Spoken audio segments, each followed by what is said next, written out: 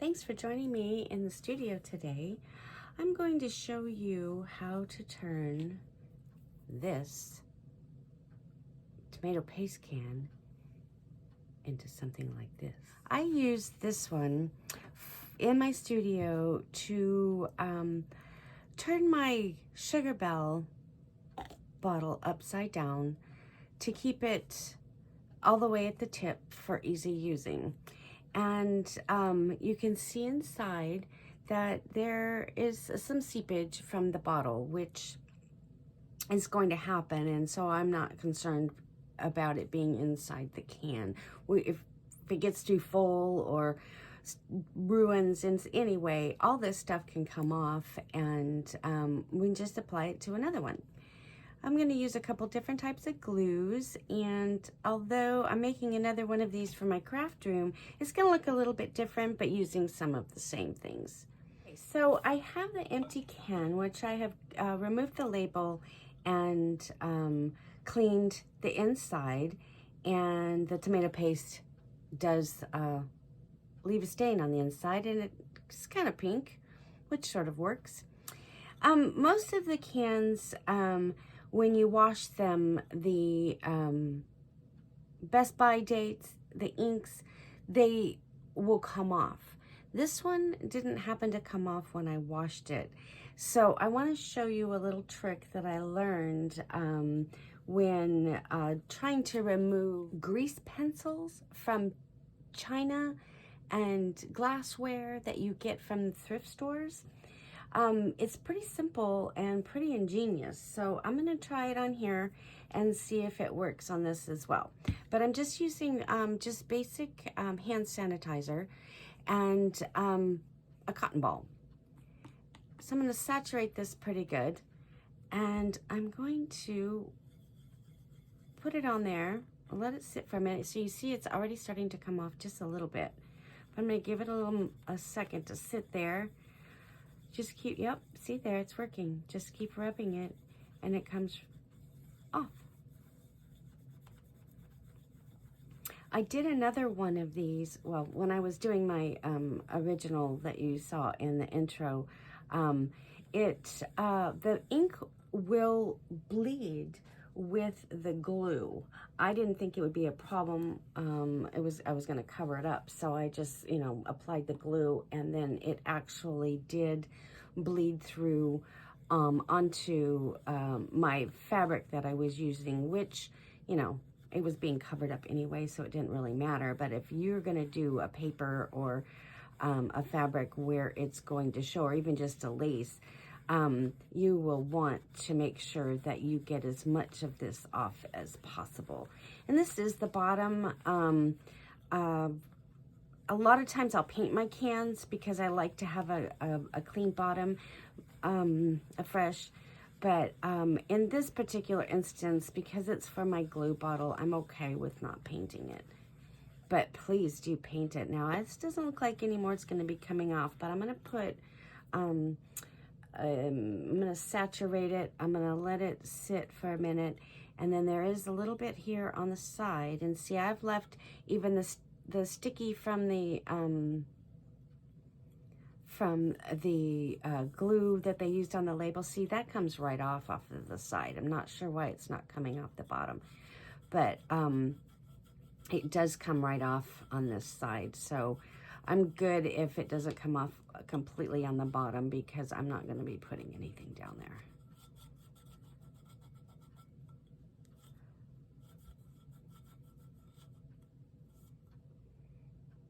All right, let's do this one again and see how much more I can get off of it.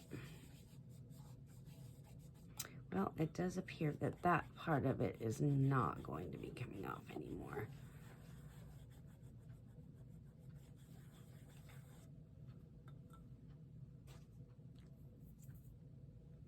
Okay, so I'm gonna go off camera. I'm gonna wash off the sanitizer just to make sure that my glue, it's a clean surface, and my glue will actually be sticking to this when I get started. Okay, I'll be right back. Okay, so on this one I used some pretty fabric and some laces and some rhinestone chains and some puckered laces and some pretty sorry ribbon. So on this particular one, I'm going to be using this. Anybody recognize this? This is a color guard sheet. I washed my chair covers that are red, and color guard, it really works. You put it in with your washer and it will collect the dye that seeps out of your reds so that it doesn't bleed onto any of the other colors that you have in the design or in the product that you're using. And it works really well. And so when I took this out, I thought, oh gosh, this is such a great color that what can I do with it? And then the texture of it is so crinkled, and I've been saving it for a while now, and I'm going to use it on this can. And you can see on the inside where the seam is. I'm going to turn it off to the center just a little bit, so when I look at inside the can, I'm not seeing it. This particular one has a white strip in there, so I've made my center just off a little bit, so when I look in there, when I look inside, I'm not seeing that white strip. I'm only seeing the laces and stuff that are in there. That kind of stuff bothered me. Okay, so I'm going to use the fabric tack on this, and I'm going to choose my back to be off to the side just a little bit, but I'm going to use the fabric tack on here, and then I'm going to push the rest of this on the inside to help hide some of the rim and make it pretty.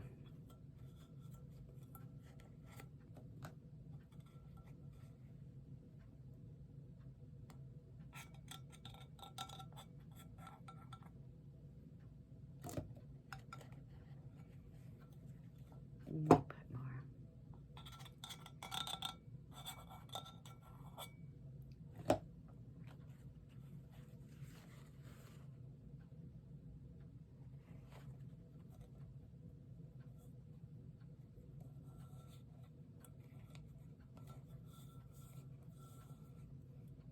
And I'm not smushing it too hard. The fabric tack is a fabulous glue, but it can seep through to the top sides of your fabrics and look puddled underneath.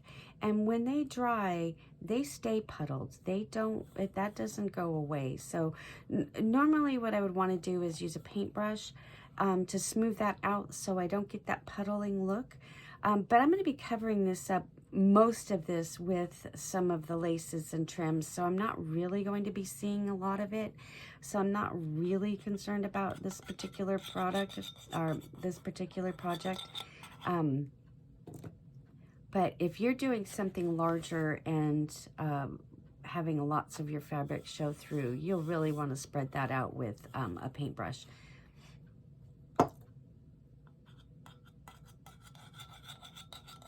I apologize if I get out of screenshot. I am relatively new to the videoing world, and it's hard for me to remember to not keep pulling it up to my face so I can see it a little bit better.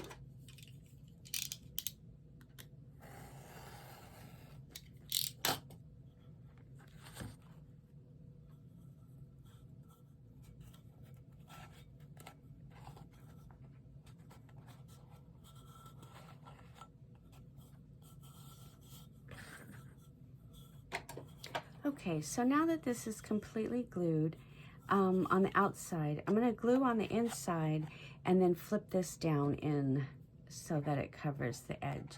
And I'm just going to be putting a bunch of glue on the seam, on the edge, all the way around. So I'm going to speed this up.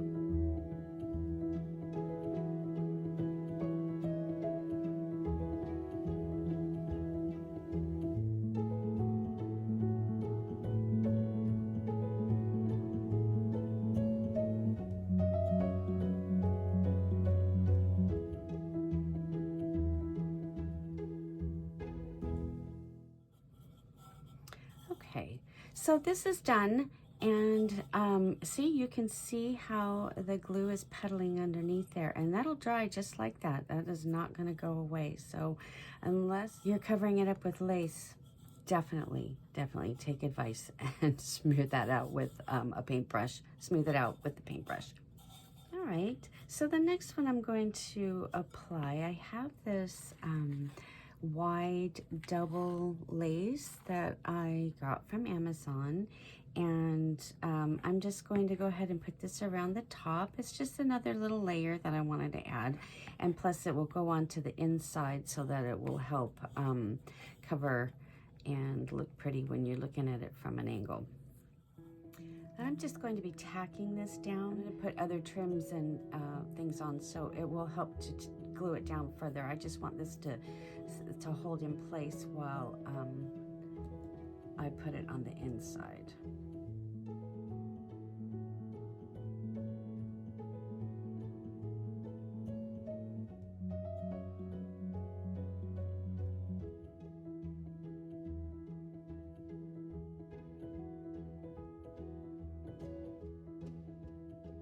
Okay, so now I'm just going to put some on the inside, and then I can fold it down.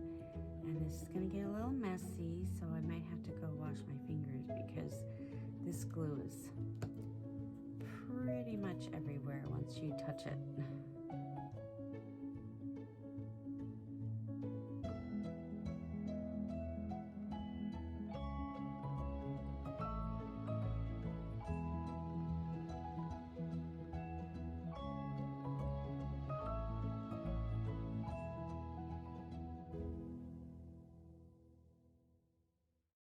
Now I'm going to be using some E6000, and this glue works really well when you are working with hard surface, gems and jewels, and things that you want to not necessarily be, well, it's permanent. It can be permanent. If you were to glue this right on the tin, you could get it off, but you'd have to chisel it off. But I'm going to use the E6000 on the top of this can, and I will speed it up. It does get a little fussy, and I will be pulling it up to my face to see better. So if I get off camera, I apologize, but it's just me pulling it up to my face.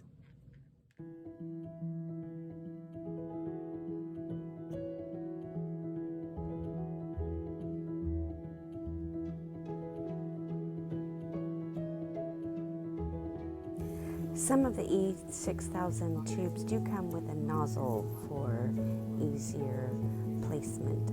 I just didn't happen to have it, so I was using the skewer to place my glue.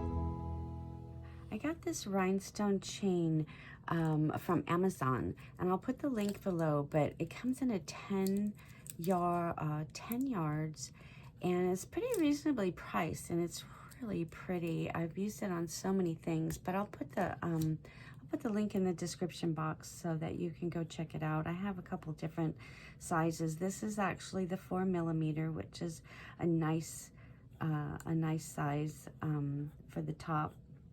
I'm going to use the 2mm down at the bottom, I think, once I get some ruffles on it.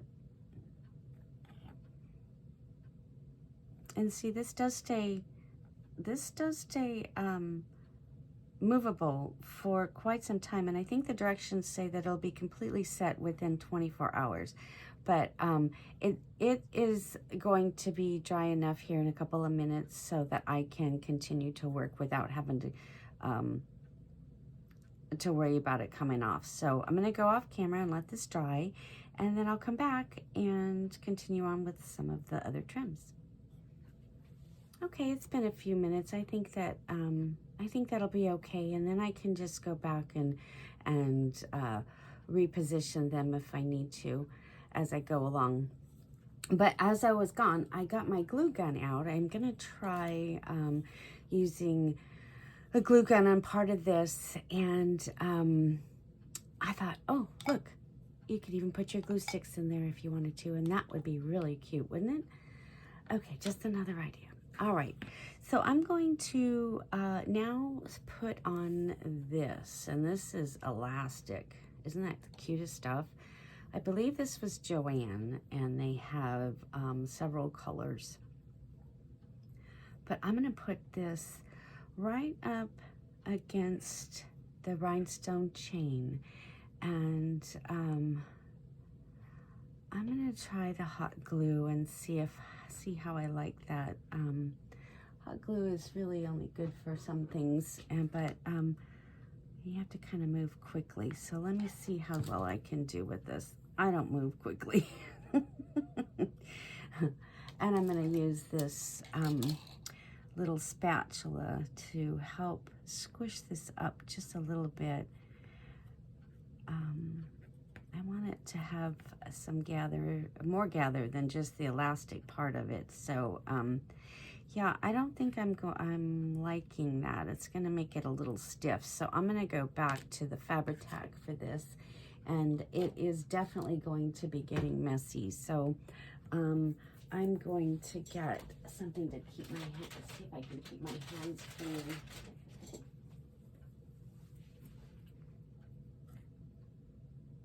All right, let's see how this goes.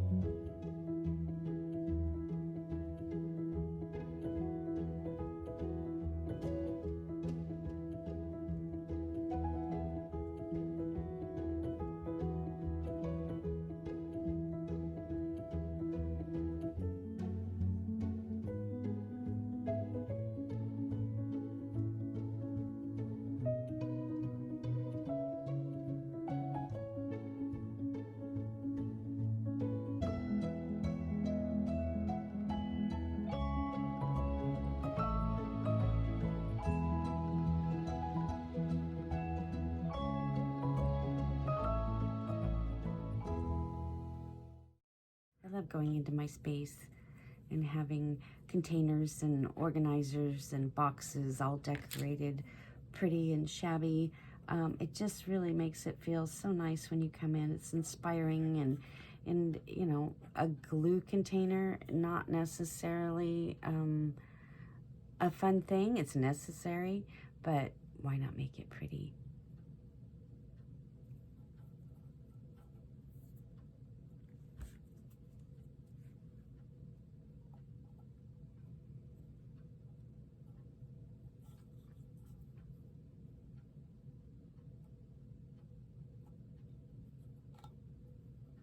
All right, looks like I'm about halfway done. I'm gonna take the rest of this off camera and I'll be back because this is kind of tedious and then my fingers are gonna be a little messy. So I'm gonna take this off camera. I'll be right back.